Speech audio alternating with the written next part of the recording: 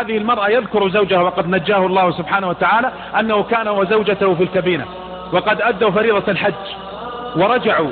يقول ونحن جلوس في الكبينة سمعنا جلبة وأصوات. يقول خرجت استطرعت الأمر فإذا بهم الناس تصيح كلهم السفينة تغرق. يقول فرجعت إلى زوجتي وقلت لها يلا ومعنا ولدين. قالت إلى أين؟ قلت السفينة تغرق هيا نخرج. فقالت اصبر. قلت ماذا تبحثين عنه؟ قالت اصبر حتى ألبس حجابي.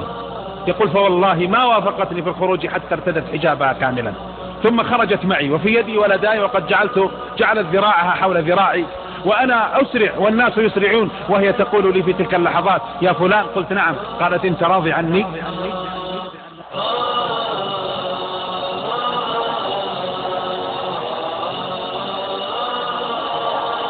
فقلت سبحان الله، في مثل هذا الموقف تسألين عن هذا؟ قالت نعم، مهم جدا أن تكون راضيا عني. يقول فمضينا. يقول وغرقت السفينة وفرقت بيننا الأمواج.